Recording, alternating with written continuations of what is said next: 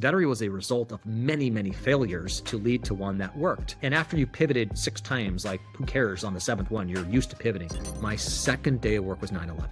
So I'm walking to work and literally the first plane flies over my head and into the building that was connected to the building I was working. Every founder has some type of brutal story. It's not easy for anybody. If I'm going to do it again, I want to build a product that is so good that if we can build the tech, it'll sell itself. Hello and welcome to First Money In, a show focused on now extraordinary founders and their journey to getting their companies off the ground. My name is Nicole Wishoff and I'm thrilled to bring you our latest episode. Today we welcome Adam Goldstein, co-founder and CEO at Archer. Archer Aviation is designing and developing electric vertical takeoff and landing aircraft for use in urban air mobility networks. Join us as we dive into Adam's story, co-founding and selling his first company, getting Archer off the ground with no background in the industry and scrapping together the first $50 million, going public, and the future.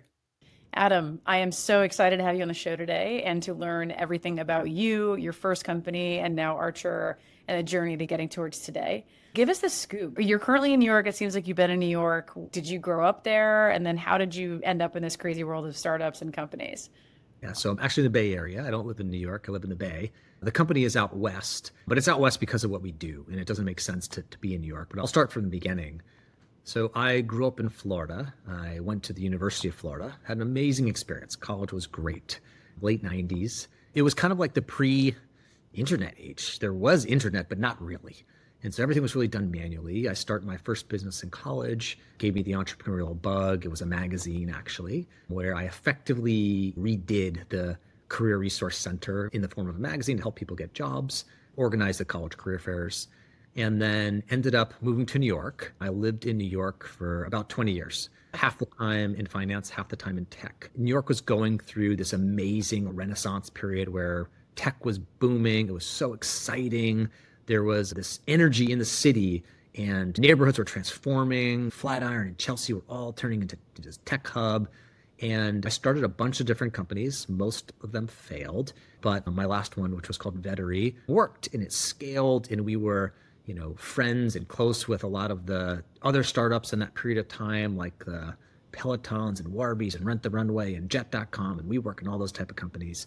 But ultimately sold the company and used the money to all start Archer and had a really fun journey, but happy to dive in wherever. Yeah, let's double click a little bit. So for your companies prior to Vetteri, were they venture backed? Did you bootstrap them? And then what about Vetteri, which was obviously your first winner? Maybe I'll take you back even further. I moved to New York in 2001. And my first job was actually an investment banking job. And I was an investment banker at Merrill Lynch. If you go back a couple of years when I was in college, I didn't even know what investment banking was. But I found out what it was. And I was interested only because it was viewed as the most competitive job to get out of college. And more importantly, it wasn't a job that was really meant for college kids that went to state schools. It was all very Ivy League. And I was a big outsider and I had a huge chip on my shoulder and would break down any barrier that was in front of me. And so I loved that challenge of trying to get that job. And so I ended up getting the job through crazy stories that I had to go through to get it. But I ended up getting that job and I moved to New York. I live Chambers and west of the West Side Highway. And I go through the 2-month investment banking training program. It's a lot of fun. There were 200 analysts. It was a big group coming out of the tech boom. And my second day of work was 9/11. So I'm walking to work and literally the first plane flies over my head and into the building that was connected to the building I was working in. So I was working in the World Financial Center and that was in the World Trade Center. My investment banking experience was not typical. It was very much one of chaos and really as a new employee in the workforce to try to figure out what was going on. I literally remember standing there looking at the World Trade Center on fire and calling my dad and being like, Dad, I've got this crazy job that on this journey I've been on and the building next to mine's on fire. Am I supposed to go to work? Bankers work no matter what. I mean, it was the craziest day probably of my life. So I ended up through my journeys in finance, meeting some incredible people on the hedge fund side. And so I ended up going to work for a fund that was 2 guys and a very little amount of money. They were 3 years older than me at the time. I was 25, they were 28. And we ended up scaling that business. Really, I should say they ended up scaling that business. I was an analyst and having a good time learning to a pretty big size fund, like a big player in the space. But it was very entrepreneurial. It's not like it is today. The hedge fund space today is very institutionalized and it's very systematic. Back then, it was full Wild West. You could do whatever you wanted, invest in any asset class, anytime, any size. There was kind of no rules. It was a bunch of young people figuring out and breaking down doors the same way I feel like I had broken down the door to get into that first finance job. And then the same way now, I feel like what I do now is very entrepreneurial, trying to break down new industries. Very similar type of thing. And the guy I worked for taught me an incredible amount, but a lot of his philosophies and lessons were all about really trying to understand how the world really works and how to find value. And so it shaped a lot of the ways that how I think today, and ultimately how I ended up getting into the aviation business in this crazy world of eVTOLs that I'm in now, was really trying to understand true contrarian thinking and be willing to go for it. That really set me up. I ended up then working on a website that kind of told a lot of my journey, a lot of my story, and that really kind of morphed into building products because I had this blog with lots of traffic where we had lots of interesting users, and then could effectively take that web traffic and showcase different products and try things out. Part of my philosophy, not a unique comment, but a philosophy that I buy into, is that there are features, products, and companies. And we were very much feature stage, and maybe we were product, but we certainly were not a company. And so many of those features, I'll call it, just didn't really scale. And so it was a really interesting way to learn about how to build products and how to build technology and how to recruit and how to raise capital, all that kind of stuff. But ultimately, none of them were really actually companies until I hit Vettery. And Vettery was the first one that actually really worked. It scaled. And so not knowing what product market fit is and then hitting product market fit is very obvious if you've done it. I think we did it 6 times, failed each time, and then finally found product market fit and then actually scaled Vettery. Vettery was, I think, a great success for I'll call myself a first-time entrepreneur then, even though we had been through lots of stuff in history, but really like a thing that actually was working and scaling. But it really was a really fun experience to get to that. Where did the idea come from for Vetteri? So the original website that I had built with my partner at the time was really about our story of breaking into this job of finance in this high finance world, and then taking that same philosophy and kind of extrapolating that to some other sectors and subsectors of here's how you can go do that kind of thing. And it just drove a lot of web traffic. We were really good at identifying keywords that Google would rank very highly, and it wasn't that competitive in the space we were doing it. And so because we had like a job-oriented type of setup, it allowed us to start building products in the job space. So an example was everything was going mobile at one point. And it was like, okay, well, none of the websites, especially job websites, were optimized for mobile. So if you wanted to apply to a job on your phone, you get this big screen shrunken down and you're trying to like fill out your resume on a phone. It doesn't work. And so you can build OAuth features from LinkedIn and suck down social profiles and lots of different things that you can do to help make it a much better experience. So there were things like that that were very good ideas. Like it was like made perfect sense, but it didn't work as a company necessarily. And so the concepts around finding jobs evolved as I was building features or products and not really turning them to companies, knowing when to pivot when it was time that this wouldn't really scale, and then ultimately going and trying the next one. Vettery was an evolution. Vettery was not a direct like, hey, let's go try this. Vettery was a result of many, many failures to lead to one that worked. And after you pivoted 6 times, like who cares on the 7th one, you're used to pivoting. Pivoting is a very hard thing because most people are not willing to do it because it's your baby that you built and you put so much hours into just destroy it. So it was an evolution. But because of my past, I was able to raise money from people who knew me. And so I was not your typical, back then it was like, well, did you go to Stanford? Did you work at Google? It was like a very, like the Silicon Valley funded companies were a pretty particular profile. And I was not that profile, but hey, that's my whole life. That's what I've always been, is I've never been the right profile. And so same thing today, I'm not the typical aviation founder, but that type of setup was a fun challenge. So I raised money from some non-traditional people and then used that to start, and then was just very tactical in making sure we could not burn through it, make a real business and really stretch those funds. Did you end up raising from your traditional VCs for Vettery before the acquisition? So there was one, I'll call it traditional VC that first started. There was a guy named Rick Zullo who was working out of Chicago who had met us, and he was Oh, yeah, equal. now equal, yeah. So Yeah. he was one of the first guys from a VC that said, "Wow, actually these are like smart people, and this might make sense," and willing to take a bet. And so he worked at Lightbank at the time, and so he was great. And then another guy named Will Zerbiak, who was at Graycroft at the time.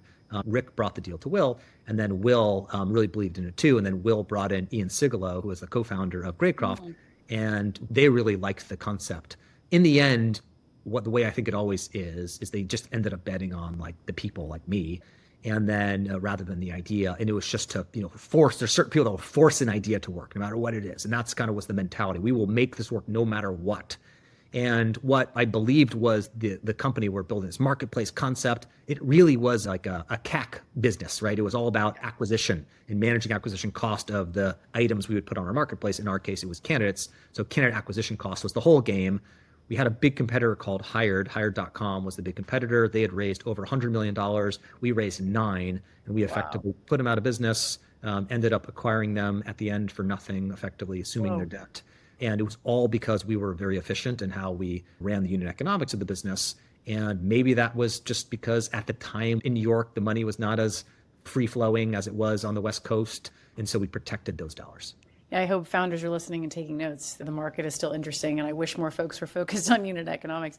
What made you sell this? And did you already have the idea for Archer, so it was time? So Vetteri was such a fun cultural experience. We hired, like when we started scaling, we built the first our SDR team and our sales team and our enterprise sales team. There was at one point, 150 or so, like between 22 and 26-year-olds, like working at Vetteri out of the 200 something people. And so it was like a very young, fun company. People would get Vetteri tattoos, which we banned. We said, no tattoos, like stop. This is like, it's fun, but it's like, that's permanently on your body. We had to ban everyone was like smoking Juul at the time because they were one of our big clients. It was like this party kind of thing. And it was all working too, and it was scaling. And so it's always fun to be part of one of those things that can really build. But it was a brutal business. What we did as a company, just so you get the perspective, is we would take the best candidates that existed and almost put a reverse job board. So we would showcase candidates, and then the companies would come and they would effectively request interviews with the candidates. But in order to request an interview, you had to say, here's how much comp we'd pay roughly, here's what the company idea is, and you'd match up these candidates with these companies. The reason why the candidates would do that, it's very interesting to see 20, 30 companies say, hey, I'd interview you and I'd pay 200 grand. Oh, I'd interview, I'd pay 500 grand. And across Series seed to public companies would do this. So the better the candidate, the more attractive they are on the platform. So it attracted really attractive candidates. So it all just worked. But it is an incredible grind. And the scalability of it, I think, was really tough. Along the way, I had met the head of corp dev from the Adecco Group, which is the biggest staffing company in the world. And they were looking for something interesting. So we initially started talking to them about investing in the business, which turned into more of an acquisition kind of conversation. But it was a really interesting fit. And so I've kind of explained the story to many founders. Like selling a company isn't necessarily what you think. And so a lot of it has to do with really making sure you're in the sort of the path of progress of these companies. There are real champions and they're happening. So what was going on at Adecco at the time was there was a lot of pressure from Wall Street for them to get involved in HR tech, and they were not necessarily investing a ton. And so they did not want to go bet the house on it, but they wanted to invest something. So we were a really nice tuck-in size acquisition, $110 million. It wasn't too much because they were a big $10+ billion market cap company. It wasn't too big where it would hurt their earnings, but it would be a big drag on their metrics because it was a very metrics expense-centric company. But at the same time, it was big enough where it wasn't like 10 million where nobody would really care. So they could kind of show us off as, hey, this new hot tech company, but at the same time, not really have to spend too much money. So it was perfect. It worked for everybody because they saw growth in it. It wasn't too big and they could try it out. And that's really kind of the real reason why they wanted to buy it. And when you're going through this and how hard the businesses are and you get offered a lot of money, it's very tempting to go do that. And especially in a grinder business like that. But for me, the lesson was, I wanted to be in a bit, if I'm going to do it again, because startups are so brutally hard, the lashes on my back are so deep, right? It's like every founder has some type of brutal story. It's not easy for anybody. If I'm going to do it again, I want to build a product that is so good that if we can build the tech, it'll sell itself. And that was the different philosophy I had, where I did not want to be in the monthly sales game where I'm grinding it all down for some virtual product you can't see and touch. I love the concept of hardware that you can have an emotional connection to the product, which allowed me to start thinking different about and working on something new. Got it. So you obviously took the opportunity. You guys hopefully had a decent exit for you, personally. And then you're off to the races again to build your next company. And obviously not anything close to a recruiting business. So walk me through, what is Archer? What are you up to? And how did all that get started? Where'd the idea come from? Yeah, so Archer is building everything for the future of vertical flight. So you can think about there's helicopters out there today. There are vehicles that you can build that are lower cost, safer, quieter, that can be scaled at much greater lengths than what you could scale the existing solutions of helicopters today. You can see that across commercial and across defense applications. The defense side is being talked about a lot in the news right now. Why are we building expensive F-35s and F-22s? And same thing on the helicopter side. These extraordinarily expensive vehicles. They don't need to be that expensive. We need to be building for the modern day problems. So really exciting new category to go use electric powertrains, to go build totally new types of aircraft that can take off and land vertically, so they can offer a really great solution for people, for products, and think about ultimately saving time, whether it's goods or people, and moving commercial or defense. So starting into it though, when you start to think back to the philosophy of what I was talking about, the other big characteristic that was really important was, if I was going to do it again, it had to be something really big. And so as I learned about recruiting, so Vetteri was a recruiting-based company. So I got to see the dashboards of, we had 20,000 customers at the peak, and all the big companies used it. I got to see the dashboards of the best companies in the world and how they recruited and the talent they would get. And I'd always be so jealous of the quality of talent some companies could get. And I always wanted to build something that could attract talent like that too. And so why is that? I remember reading Peter Thiel's books and Elon's books and really thinking about going after some of the bigger, harder things. Most people think building a crazier idea or a bigger company is actually harder. In a way, it's easier. It's easier to attract talent. It's easier to attract capital because people want to bet big and win big. It's easier to be inspirational about changing the future of aviation than it is about changing the future of recruiting.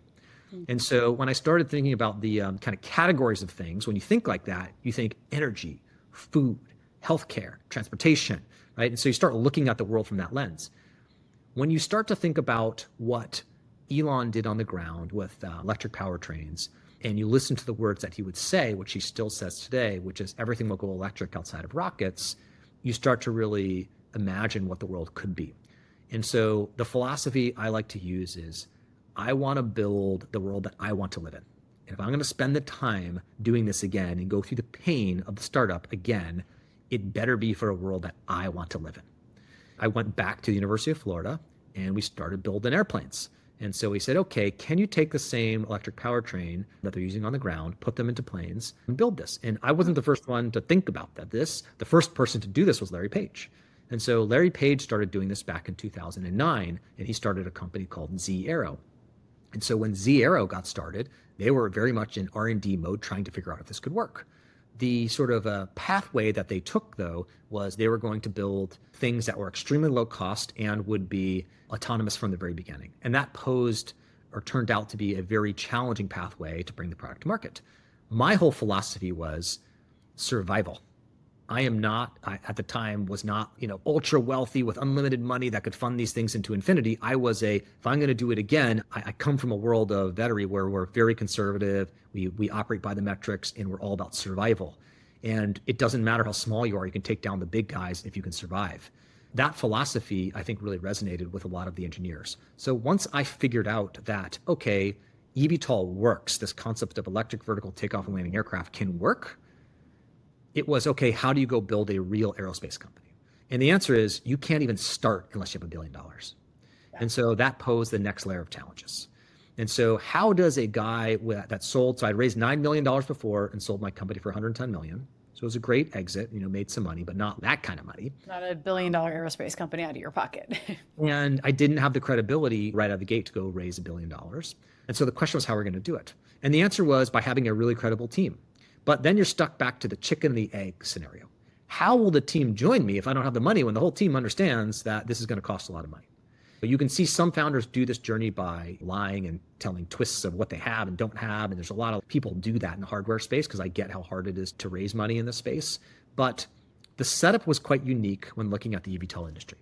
So you had Zero on one hand, was this company that was backed by Larry Page that had by far the most advanced technology, the biggest and best team that was out there. They were an awesome company. He had a company called Joby, which was more secretive, so you didn't know much about it. You had a couple European competitors, Lilium and Volocopter, which were doing different things. But when I looked at all the technologies, nobody was building based on my mentality of survival, which was, how do we build a product that can actually get through the certification, the regulation, and be manufacturable? And that meant you had to be willing to not necessarily build the most advanced piece of technology out there because the regulators don't necessarily understand it. So if you bring a regulator a brand new flight control computer, that's state-of-the-art, quad-core computing, whatever, they may say, great, we'll take a look at it and we'll work on it. Well, sir, when can that be certified? I don't know, we'll see. If you bring the regulator a flight control computer from Safran that's already been certified, and you say, hey, I'm going to use this flight control computer in my aircraft, will you certify it? Yeah, of course, we've already certified it before. It's a different game. And so I went into it with the mentality of, how do we find the most efficient path to get to market? Because survival is like what will win. Yeah. And so it was very differentiated. That story resonated with Wall Street. A lot of the eVTOL companies had pitched, every VC out there had pitched up and down, but most of the eVTOL companies pitched the way Silicon Valley pitches, which is the biggest TAMs you've ever seen, and we're the smartest people out there, and we're not going to talk a lot about the economics. Yep. And Wall Street does not like that. My background, just where I came from, in the community that I know very well, I'm very deep in the New York community, appreciates my style of transparency and focus on building a good operating business and not just building tech for tech. And I think that was the benefit I had from being a New Yorker. And that still today hurts me with VCs. I do not do the VC game the way that the VCs typically are used to seeing. And so Archer had to find a different way to finance it. So the route we went was, I was going to go talk to the traditional VCs, see what we can do, and build a prototype aircraft, show them what was possible, and then ultimately go build the long-term journey. So of course, sounds easy. I'm a second-time founder. I could do that. I could convince these VCs. So of course, it's March of 2020, and I go out to Silicon Valley and I talk to all these guys, and COVID happens and everyone like basically shuts down. Nobody's willing to invest anything in March of 2020, April 2020 was stupid. And so I had to figure out how to pull together at least $50 million to get everything going.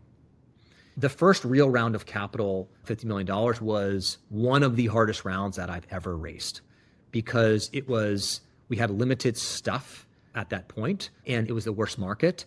But at that time, I'd already brought on about 40 people. And so I was going to say, where was the team at? I was burning money. So I'll take one step back even further. Yeah.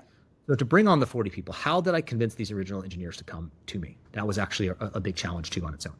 So in order to convince the engineers to come to me, you had the categories of the companies. You had Zero, you had Joby, you had Lilium, you had Volocopter, all these great companies. Why would anybody come join Archer? Like, what's that? Who cares? Like, you guys built some little thing in Florida. It's stupid. Well, when I had the conversation with Tom Muniz, who was the head of engineering at Zero, I said, Tom, come to Archer and come build this. I have the same philosophy that you have. And Tom said, I am in total agreement that the best way to do this is to find the most efficient path, build something that's certifiable, to build something manufacturable. But you don't have $1 billion. And so I'm not going to come.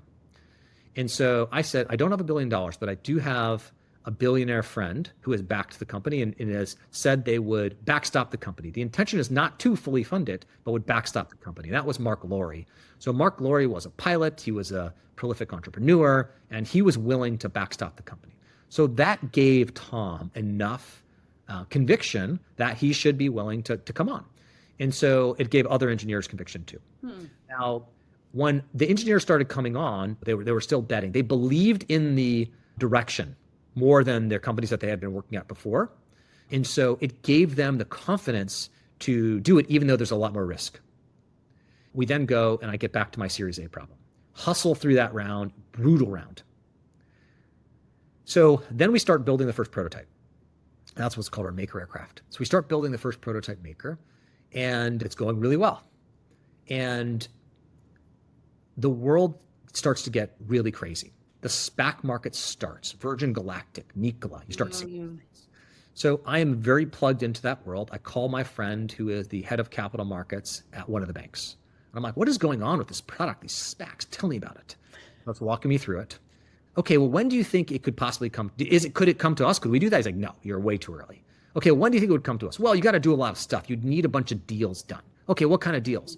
You would need the manufacturing deals and you need big sales deals. And so the first thing we did then was went and signed up at the time Fiat Chrysler, which now Stellantis, they merged with Peugeot. So signed up a big manufacturing partner who would invest some money. Not enough. Okay, well, what if United Airlines got involved and they put a big purchase order in? Okay, now we're talking. But the challenge around the SPAC market wasn't the actual SPAC itself, it's the timing of everything. So in order to SPAC, you had to do two things. One was you had to do a PCAOB audit, which was a public company accounting audit, which was very expensive. And the second thing you had to do is do all the legal work, which was very expensive. You had to spend millions of dollars up front with the risk that it may not happen. That was something I was willing to do. Because if the market came to us, it would be something we could go raise at the time, $250, $350 million, like a lot of money. I did the work early. So then luckily, the market started to come to us. I got to this point where I started having the conversation with Ken Moles, who ended up doing our SPAC. So they were running Atlas Crest at the time. And I had this amazing conversation where they were like, look, we see this as the future of aviation. We think this is a really big play. It's right in the path of progress. We're willing to do it, but we have to do it like right now because the market is very tight. And so we were very fortunate in doing that. And so we ended up doing the IPO. We raised almost $60 million at the time with about 50 people. Our first airplane had not flown yet at that time. And so it was an incredible deal, very lucky, but at the same time, a lot of prep work went in to making sure we could actually get that done. So having the foresight to take a risk on some of those things, I don't think I would have been able to take that risk as a first-time founder. It would have been too much of my money as a percentage of the $50 million that we had raised to risk. To go do that. That was, again, a benefit of being a second-time founder. So, and to confirm, where did the 50 million end up coming from? Like what type of hodgepodge of people. So I called every friend I ever had and said, I need this now. I'm calling in my favor. And so called that in. Greycroft came in. A bunch of other groups came in. Greycroft actually was really helpful. So they came in and bet decent size amount of money on that. So that was the second time they had come in size and bet on me. And then we pulled together a bunch of other groups just to string it all together. Man, that was a tough round. So from, I guess, the 50 million and getting this thing going through the IPO, was that just a couple of years? Yes, it was a relatively short period of time. Wow. The secret of Archer, though, and so a lot of people would ask me, they would say, God, you guys are just killing it. Thing after thing is working. Like, how are you doing that? That's not a product of the things we're necessarily doing now. That's a product of the work we did years ago to set up for this. It's just all playing out now. And what I mean by that is when you build an airplane, you pick a design and you live with that design or you die with that design. There is no really changing of that design. It's a start over. Tom, the CTO, is very experienced, and Jeff Bauer, the chief engineer, very experienced.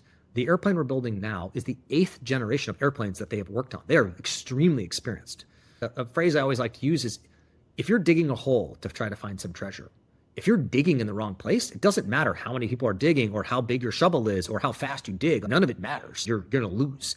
And that's what's happened to a lot of the competitors. They just built bad products that wouldn't actually commercialize or had some kind of challenge. They went way too far on the technology side, built something that wasn't certifiable. They couldn't raise more money and they were cooked. We just picked a strategy from the very beginning that was actually very buildable. It was a well-understood thing from the very beginning. So what you're seeing now is just the strategy play out that we had put in place back in 2020. And so it's been a relatively quick journey. We started in 2018, but we got going on the new platform, call it, in 2020. So relatively short journey in airplane terms, but it's all a function of the strategy that was put in place from the very beginning. If you don't have a good strategy, you'll never make it in aviation. Yeah, that's super interesting. So it sounds like on paper, everything's amazing, but tell me, so you go public and then there's a lawsuit. What happened? As a new company disrupting an industry, if you're not being sued, you're probably not doing something right. So I wasn't really bothered from the fact that we were getting sued. We were very disruptive in the aviation industry, but we went up against the big guys. And so we ended up in a horrible lawsuit with Boeing.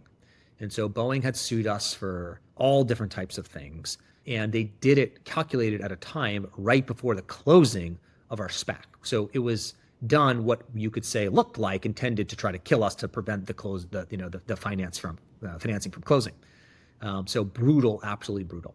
There's lots of stories of Boeing being extremely aggressive with companies. Ariane Supersonic credits their demise from Boeing pulling the funding at the last second from one of their rounds. There's many companies, Zunum, there's lots of horror stories of going to battle with them. So Boeing was not a company I wanted to go to battle with. Boeing was a company I wanted to partner with, not fight. They're a big, scary company. We went kind of head to head with them. Now, again, as a second-time founder, to be able to put in place the defense strategy and be willing to go the distance, because this is going to cost you tens of millions of dollars to defend. So imagine we had raised $55 million. We're about to close $850 million, but I've got a lawsuit ahead of me that's tens of millions and could kill us at any moment. So the first thing they did was file what was called a preliminary injunction, which was effectively an emergency court case that had to be held where if we lost, it would shut us down. That what we did was so bad that if we lost, it would shut us down. So think if someone's going to build a train track through your neighborhood, you can't wait 2 years for the tracks to be done. Your house will be gone. So you do a preliminary injunction, which says this is an emergency. It has to be done right now. And that's the only way to prevent the train tracks from being built through the house. So they do that, they lose. The judge says, nope, I don't see it. Sorry, you lose. That gave us enough conviction from the investors to allow us to actually close the deal. It was one of they call them like a bet the company lawsuit, where it is you hire the best lawyers in the world. It is an absolutely fascinating journey to be a part of. I never want to be part of it again, but it's absolutely fascinating to watch the best lawyers in the world work. They are so smart. And what is so clear to me is when you go through things like a deposition, the best lawyers in the world can twist you up so bad that they can make anybody believe anything. So it is a very scary thing to go through because end up being secondary to the talent of the lawyers. And so the lawyers can spin anything and make any innocent person look guilty and any guilty person look innocent. I felt like I went through law school. I learned so much about it. I spent tons of millions of dollars on it. I actually made some great friends with some of the lawyers too. They're really good people. We used a firm called Gibson Dunn. This guy, Josh Krebit, I still today think he is the smartest lawyer, maybe person I have ever met. If anyone ever has to go through a bet the house lawsuit, that is the guy to hire. I was going to say, what's your advice to founders here? Maybe it's just to use your lawyer. You spend whatever it takes to fight and defend, and you never lay down. Yeah. And so we ended up getting through that. And man, that was challenging. That was a very hard time. And you did. And then here you are just charging full steam ahead. Last question for you. We're obviously heading into a new world, a new administration. Does this impact you? And then all the AI stuff, any impacts for you or things you're looking forward to? Headwinds, tailwinds? Yes. So two aspects. One, the new administration is very focused on deregulation. That is a very big benefit for us because it is such a heavily regulated industry. So I think America will benefit from that. I think aviation will benefit from that. I think Archer will benefit from that. There's a lot of optimism in the stock market around Archer because of that and the whole industry because of that. And so I think that's a really interesting thing to watch. The second thing I think is really important here is the defense side of things. So if you look back at Anduril's story, so Anduril is a defense startup that's based in Southern California, started by Palmer Luckey, the Oculus founder, great guy, amazing entrepreneur, somebody we just partnered with to launch Archer Defense. Mm-hmm. So if I can retell his story though for a second, it's quite fascinating how it plays into what I think will play out and how Archer will benefit in the defense business. So Palmer started building Anduril and nobody really took much of a notice until it became very clear when the Russia-Ukraine war started that a lot of the systems that we had built were designed for a different war. And so all of a sudden you found yourself in what they call asymmetric warfare, where $1,000 drones were blowing up $10, $20 million systems like tanks. And that was like very problematic. And the big primes, which kind of control the military industrial complex, the Lockheeds, the Boeings, the Raytheons, they don't necessarily have like big drone businesses. And so they called on Anduril to start developing products and using some of their products. And so they have some great products, Roadrunner and Ghost and Altius and a bunch of these products that were used to help really a way that a lot of people looked at it, like kind of defend America or its allies. Same thing in Israel and Gaza. And so you had this obvious need where the rules had changed and we needed to rely on new companies So then you fast forward to the new administration and you look at what Elon's been tweeting and what Trump's been tweeting. Why are we building these expensive F-35s, F-22s? They're very, very expensive. And I don't think there's a lot of even political will to risk these aircraft and to risk the pilots that fly them. Meaning, are we really willing to put a fleet of, make up a number, 100 aircraft across enemy lines and lose 100 of our best pilots with our most expensive $100 million plus machines each? Questionable.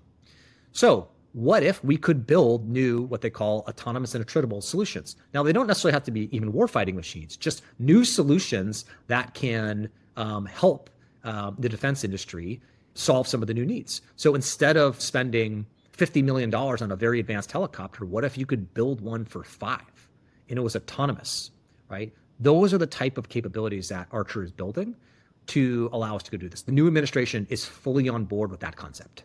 Yeah. You publicly tweet about it all the time. And so that is where Archer will benefit, where we can go build new systems for the new modern day challenges.